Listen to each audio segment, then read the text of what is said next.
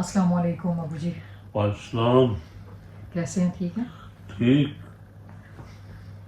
آپ نے عشاء پڑھنے جانا ہے، تھوڑا سا وقت رہ گیا ہے، تو اس وقت میں اس لیمیٹڈ ٹائم میں کچھ تھوڑا سا ہمارے ساتھ شیئر کرتے ہیں انشاءاللہ.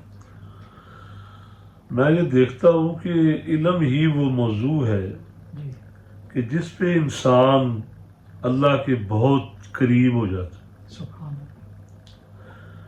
العلم ما قال فی حدثنا واخبرنا، جس طرح امام شافعی فرماتے ہیں علم وہی ہے جس میں انسان حدیث یاد کرے، حدیث پڑھے، حدیث سنے اور کہے حدثنا واخبرنا، ہمیں فلاں نے حدیث بیان کی، ہمیں فلاں نے خبر دی. سبحان اللہ. وما سوا ذاک فوسواس الشیاطین، اور جو اس کے علاوہ ہے وہ شیطانی وسواس ہے. کل ہی میں درس میں نے یہ بات کی تھی کہ انسان علم کی وجہ سے اللہ کے کتنا قریب ہوتا ہے.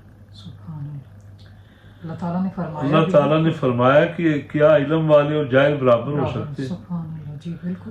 اور پھر فرمایا کہ انما یخشى اللہ من عبادہ العلماء، کہ جو اللہ کے بندوں سے، اللہ سے جو ڈرتے ہیں نا، وہ علم والے ہی ہیں جنہیں پتہ ہے کہ اللہ کون ہے. بالکل. اب جس کو یہ خبر ہی نہیں کہ اللہ کون ہے، وہ کیسے ڈرے گا اللہ سے؟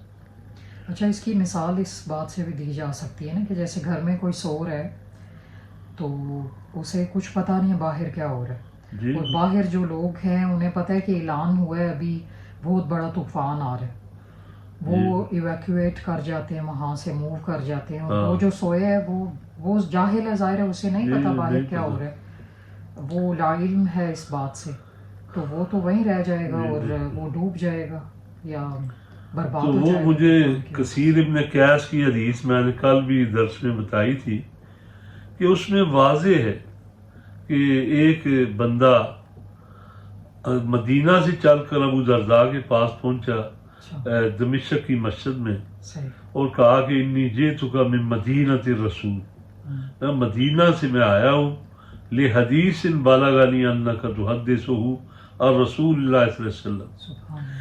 ایک حدیث کے لیے آیا ہوں جو آپ رسول اللہ علیہ وسلم سے بیان کرتے.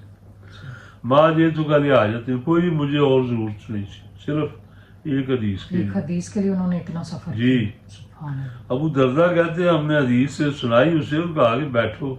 ان کہا کہ نہیں بیٹھنے والی بات، کہا جی کوئی ناشتہ، کوئی چائے، کچھ. ان کہا جی نہیں، میں حدیث سننے آیا تھا، تو حدیث سننے بیٹھا. سبحان اللہ. تو وہ انہوں نے پھر حدیث بیان کی کہ رسول اللہ صلی اللہ علیہ وسلم فرماتے ہیں من سلک طریقا یلتمس فیہ علما سخر اللہ لہ طریقا من طرق الجنہ، کہ جو آدمی ایسے راستہ پہ چلا جس پہ وہ علم کو سیکھ رہا تھا تو اللہ تعالیٰ اس کے جنت کے راستوں کو آسان کر دے. سبحان اللہ. وَإِنَّ الْمَلَائِكَةَ لَتَضَعُ أَجْنِحَتَهَا رِضًا لِطَالِبِ الْعِلْمِ، اور جو ملائکہ ہیں وہ اپنے پروں کو بچھا دیتے ہیں علم کے طالب کے لیے. سبحان اللہ. وہ دیکھتے ہیں نا کہ طالب علم جا رہا ہے، اپنے پروں کو بچھا دیتے اچھا دیتے ہیں. سبحان اللہ. اور پھر آگے جو الفاظ ہیں انہوں سے حد کر وَإِنَّ الْعَالِمَ يَسْتَغْفِرُ لَهُ مَنْ فِي السَّمَاوَاتِ وَمَنْ فِي الْأَرْضِ، ایک علم والے کے لیے زمین کی ہر چیز اور آسمان کی ہر چیز دعا مانگتی. سبحان اللہ. یعنی آسمان میں فرشتے بھی دعا کرتے ہیں. فرشتے بھی، اچھا. زمین کی ہر چیز اس کے لیے، حتی الحیتان فی جوف الماء، حتیٰ کہ سمندر کی مچھلیاں جو سمندر میں ہیں وہ اس کے لیے دعا کرتی ہیں. اب آپ بھولے سب کو بتاؤ کہ میرے لیے دعا کرنا، جی. تو کوئی بھول جاتے ہیں کہ اچھا کر دیں. لیکن یہ وہ علم کی وہ فضیلت ہے کہ ہر چیز بغیر کہے اس کے لیے دعا کر. سبحان اللہ. اور کون سی دعا؟ یہ عام دعا نہیں ہے. فرمایا کہ یہ بخشش کی دعا مانگتی ہے. سبحان اللہ. یا اللہ ایک علم کو طلب کر رہا ہے، اس کو بخش دے. اور حاملین عرش جو ہیں اللہ نے ان کا بھی ذکر کیا کہ سورہ مومن میں الذین یحملون العرش ومن حولہ، جو حاملین عرش جو فرشتے ہیں نا جنہوں نے عرش کو اٹھایا ہوا ہے وہ 8 فرشتے ہیں. اور ان کی جو حالت ہے وہ تو خیر لمبی ہو جائے گی بات، کہ کتنا ان کا قد ہے، کتنی ان کی جو ہے وہ طاقت ہے، بالکل وہ بھی علم والوں کے لیے دعا کر رہے ہیں. یسبحون بحمد ربہم ویؤمنون بہ، وہ اللہ کی تسبیح بیان کرتے ہیں، اس پہ ایمان لاتے ہیں. اور پھر اللہ نے فرمایا ربنا وسعت کل شیء رحمۃ وعلما، پھر وہ کہتے ہیں اے ہمارے رب تو نے ہر چیز کو وسعت دی ہے اپنی رحمت سے اور علم سے. سبحان اللہ. آگے وہ کیا کہتے ہیں فاغفر للذین تابوا، اللہ ان لوگوں کو معاف کر دے کہ جنہوں نے توبہ کر لی، واتبعوا سبیلک، اور تیرے راستے پہ چل نکلے. تو جو علم کے راستہ پہ چلتا ہے ان کے لیے تو عاملین عرش بھی دعا کر رہے ہیں. سبحان اللہ. کتنا بڑا یہ آنر ہے. تو اسی لیے کہتے ہیں نا کہ مومن جو ہے اسے پڑھتے پڑھاتے ہی رہنا چاہیے، یا وہ پڑھ رہا ہو یا پڑھا رہا ہو. مومن کی جو دو حالتیں ہیں نا، جی جی اسی لیے محدثین نے لکھا نا کہ کن عالما او متعلما، یا تو تم عالم بن جاؤ یا متعلم بنو، ولا تکن ثالثا فتہلک. یہ مقدمہ والا ابن صلاح ہیں، بہت بڑے محدث ہیں. ولا تکن ثالثا، تو تیسرا نہیں بنو، فتہلک، تو ہلاک ہو جائے. اللہ اکبر. تو ساری زندگی انسان سیکھتا رہتا ہے، سیکھتا رہتا ہے. یہی کہتے ہیں کہ مومن کی زندگی یہی ہے کہ وہ اینڈ تک سیکھ رہا ہوتا ہے. سیکھ رہا ہو. اور آپ سوچیں گے کئی دفعہ کوئی بات سنی ہوتی ہے لیکن وہ بھول جاتا ہے انسان، تو کوئی ریمائنڈر ملتا ہے تو ایسا وہ دل پہ اثر کر جاتا ہے کہ بندہ سوچتا ہے یہ تو ہم نے پہلی دفعہ ہی سنا ہے. بالکل ایسے ہی. اتنا عظیم کام کہ فرمایا کہ من شغلہ القرآن من ذکری و مسالتی، کہ جس کو قرآن مشغول کر دے میرے ذکر سے اور میرے سوال کرنے سے، کہ وہ مجھ سے کچھ مانگنا چاہتا تھا لیکن قرآن پڑھ رہا ہے، اور میرا ذکر کرنا چاہتا تھا لیکن وہ قرآن پڑھ رہا ہے. تو اللہ حدیث قدسی ہے، اللہ فرماتے ہیں آتیتہ افضل مما اوتی السائلین، میں اس کو وہ عطا کرتا ہوں جو مانگنے والوں کو نہیں ملتا. مانگنے والے جو چیز مانگ رہے ہیں اس سے افضل میں اس کو دیتا ہوں کہ جو علم کی طرف راغب ہے، جو اللہ کے قرآن کو سیکھ رہا ہے. اچھا جی مجھے اور پھر فرمایا کہ خیرکم من تعلم القرآن وعلمہ، تم سب میں سے بہتر وہ ہے جو قرآن کو سیکھے اور لوگوں کو سکھائے. یہ سب سے بہتر عمل. کوئی ایسے بھی حدیث تھی کہ اللہ کے راستے میں ایک شام گزارنے والے کے لیے کچھ فرمایا تھا آپ صلی اللہ علیہ وسلم؟ جی ہاں، اللہ کے راستے. جی ہاں، لغدوۃ فی سبیل اللہ یا روحۃ، ایک صبح کرنا اللہ کی راہ میں یا شام کرنا، خیر من الدنیا و ما فیہا، دنیا و ما فیہا سے بہتر. سبحان اللہ.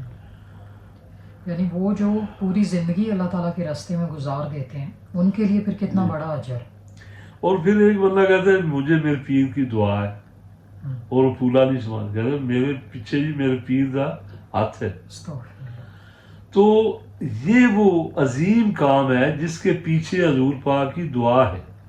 سبحان اللہ. حضور پاک صلی اللہ علیہ وسلم نے دعا دی ہے اس بندے کو کہ جو علم کی طرف راغب ہے. فرمایا کہ نظر اللہ عمران، اللہ اس آدمی کو خوش رکھے، سمع منا مقالتی، جو ہماری بات کو سنتا ہے، فحفظہا، اس کو یاد کر لیتا ہے، ووعاہا، اس کو اچھی طرح اپنے وعا کہتے ہیں برتن کو، کہ اپنے ذہن میں ڈال لیتا ہے، واداہا کما سمعہا، اور پھر اس کو اسی طرح پہنچا دیتا ہے جس طرح اس نے اس کو سنا. اس پہ حضور پاک صلی اللہ علیہ وسلم نے دعا دی. یعنی ایک مومن کا مین مقصد یہی ہے کہ اللہ اور رسول کی بات کو سنے اور اس کو آگے پہنچائے، اور ویسے ہی پہنچائے، جیسے ہی پہنچائے. اگر وہ امینڈمنٹ کرے گا تو پھر وہ اس کا ایمان جاتا رہے، اور پھر اس میں وہ لذت یا وہ برکت نہیں رہے گی کہ اگر وہ امینڈمنٹ کرتا ہے. کیونکہ یہود کے جو علماء تھے انہوں نے یہی کیا نا، تو رات سن کر اس میں امینڈمنٹ کی، تو ان کو اس کا اجر اللہ نے کیا دیا؟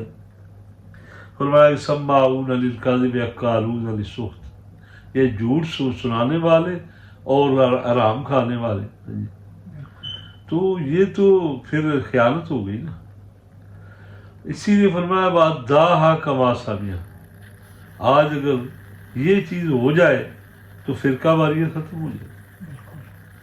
اگر کوئی بندہ یہ سمجھے کہ میرے لیے تو لازم وہ ہے کہ جو حضور پاک نے بتایا. آج فرقہ واریت کیوں ہے کہ ہم لوگوں کو کس سے کہانیاں سناتے ہیں.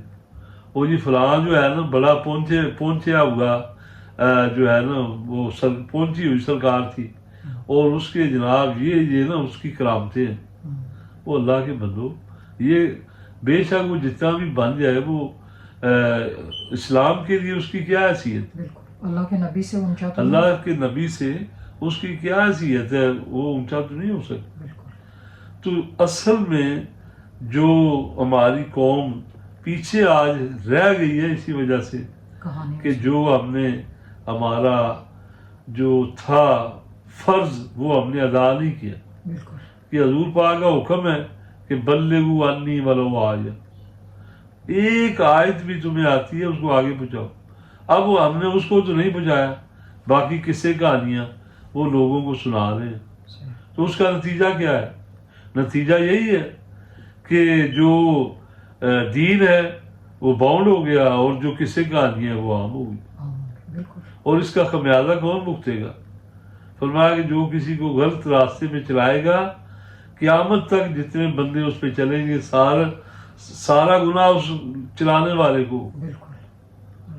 کاش کہ ہم اس چیز کا درد محسوس کرتے اور یہ سوچتے کہ کتنا بڑا ثواب ہے اگر ایک آدمی اچھی بات کو جو ہے وہ امپروو کرتا ہے, لوگوں تک پہنچاتا ہے حکمت کے ساتھ, حکمت کے ساتھ, جی. تو اس کا جتنے لوگ عمل کریں گے اس کا ثواب اس سے ملے گا. میں یہی سوچتی ہوں کہ علم کے ساتھ اگر حکمت آپ کو اللہ تعالیٰ نے دی ہے نا تو یہ بہت بڑی دولت ہے. آپ اس حکمت کے ذریعے کتنے اچھے طریقے سے اپنی بات پہنچا سکتے ہیں دوسروں تک. بالکل اسلام ہے ہی حکمت ہے. بالکل. فرمایا کہ الکلمۃ الحکمت ضالۃ المومن, جو حکمت کا دلائی کا کلمہ ہے مومن کی گم شدہ چیز ہے. سبحان اللہ. آپ جس طرح گم شدہ چیز کو تلاش کرتے ہو نا تو آپ کو کتنی خوشی ہوتی ہے جب وہ مل جائے, فوراً اس کو اٹھاتے ہو پھر اس کو وہاں رکھتے ہو جہاں بہتر سمجھ.